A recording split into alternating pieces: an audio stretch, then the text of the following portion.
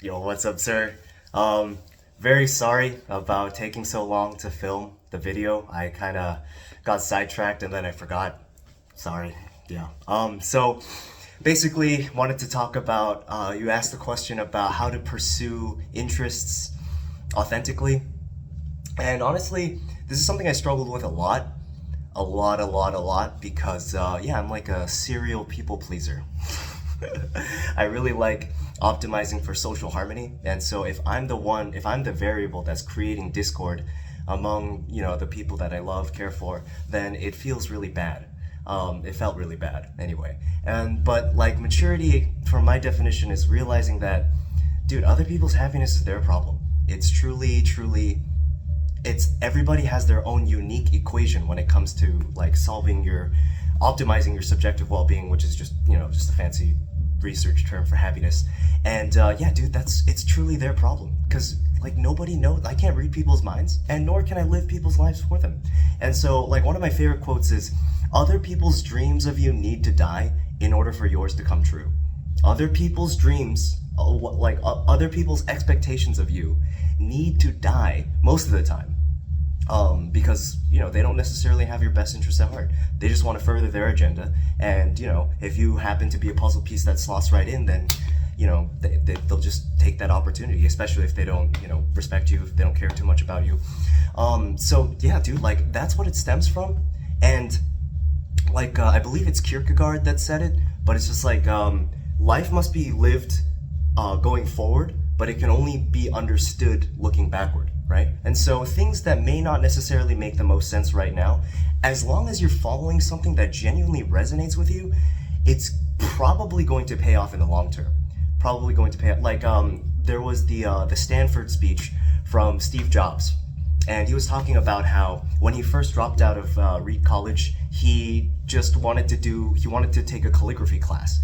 And from like an outsider, from a disinterested third party perspective, to go from being a college student to a dropout and not optimizing for some kind of like a position, like a job that's going to give you like a lot of financial security, it kind of looks like suicide, right? It kind of looks like, wow, that doesn't seem like the optimal course of action. However, he talks about how when he was developing the typeface for the Macintosh, like a few years down the line, he used what he had learned. And because Microsoft subsequently, not carbon copy, but like got a lot of inspiration from the Mac system. Yeah, dude, like a lot of modern typefaces being aesthetically pleasing is due to his just being authentic to like whatever he wanted to study. And so yeah, dude, like, and all paths lead to God, man. If you're a genuine truth seeker and you genuinely want to better yourself, like you're constantly trying to understand reality more accurately, then you're going to reach gold. Like, I believe it's a quote from Miyamoto Musashi. He talks about like, if you want to know 10,000 things, know one thing very well, right? Because if you're trying to hit like the 99th percentile, if you're trying to be like the top 1% or the 0.1% within a certain discipline, you're going to have to understand a lot about physics, mathematics. It's just like, because like the devil's in the details. Like you really need to understand it as such a minutia, like all the minutia, in order to be optimized, in order to be performing at that echelon. So yeah, dude, like just remember that you're just 1 out of 8 billion. 117 billion people have existed, and you're just 1 out of 8 billion. Like it's 2000, no, not 2000, 9,111 days have elapsed since my birth. And like, yeah, that's 31.5%. It's just gone, dude.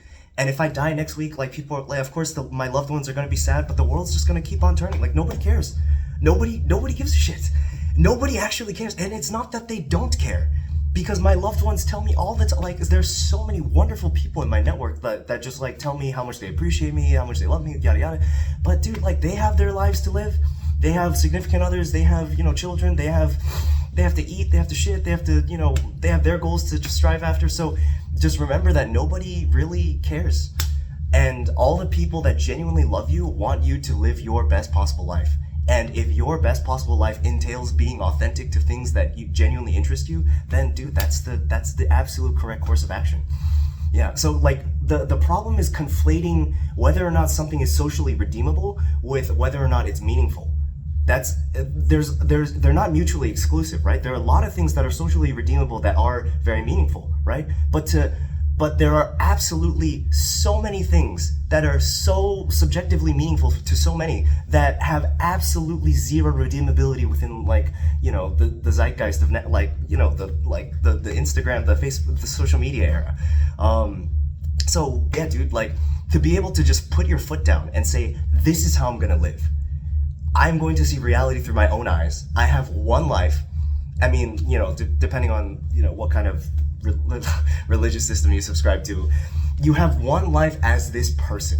Even the Hindus believe that though your soul, though what your essence is immortal, your incarnation as this specific person being is unique, right? And so this experience that you're having as this unique individual, right? Nobody has had your DNA sequence, like your nucleotide makeup is completely unique.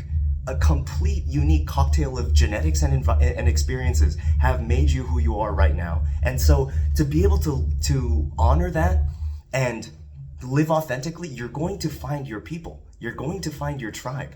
And that's where all the juice is. Having deep, meaningful connections with people that genuinely resonate with you, your trajectory, your values. That's the, God bless. It's like biting into a steak and then all the juices, it's like, oh, yeah, that's what's up. So, yeah, like, it's a skill, it's a muscle. And like, I forgot what that bodybuilder's name was.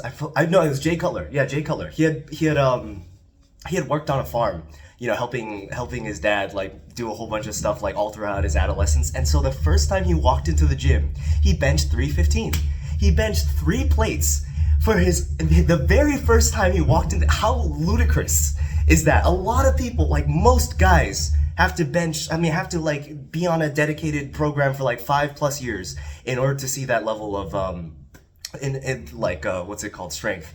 And he just walks in and he just does it. So there are absolutely people who are like that within the spiritual and the emotional domain. Like, it's just so intuitive for them to just live authentically, to just be who they are and honor themselves. However, most people aren't that lucky. Most people don't have, like, emotionally intelligent parents. Most people don't have a social circle that's, like, actively encouraging them to live the way that, you know, that's in alignment with how they want to live. Like, dude, like, it's a yikes. It's a shit show. But, like, nobody cares and nobody's coming to rescue you, right? And so you have to put your foot down. You have to be like, I'm going to do this. I'm going to die one day, and I do not want to be on my deathbed and say, God bless America, I should have just allowed myself to be happier, or I should have just pursued what I knew to be something that I wanted to do. And yeah, dude, it's so beautiful out here. It's so beautiful out here because the people will filter themselves out.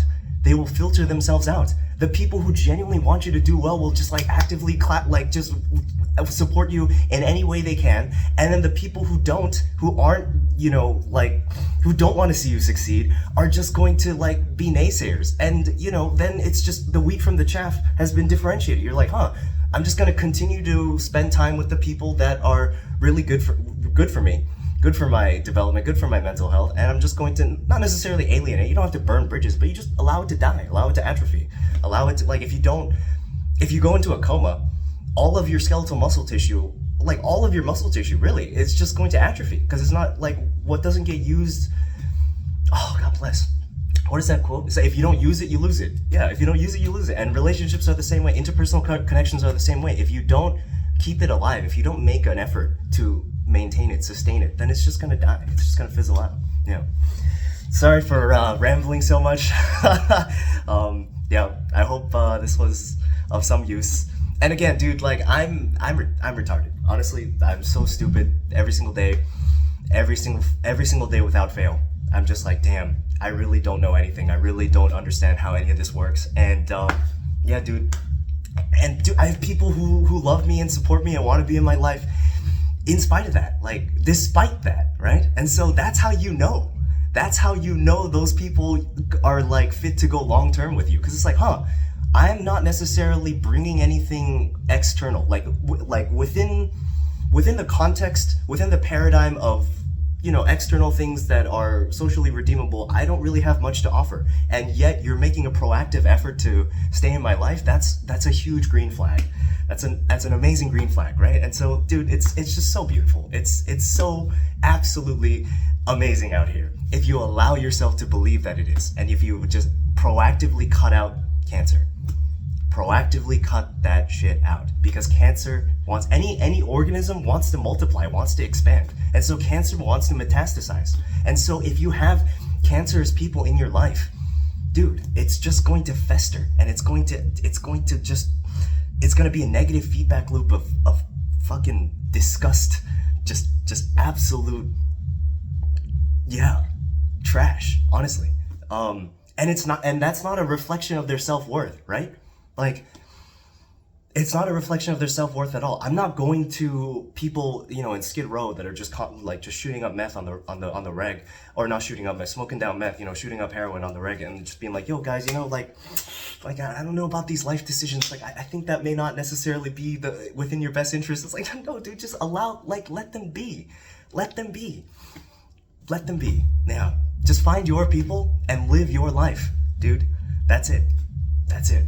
It's just, yeah, it's a sandbox mode. Think about life as like a sandbox mode where it's just the laws of physics. The laws of physics are those are the only true hard and fast rules.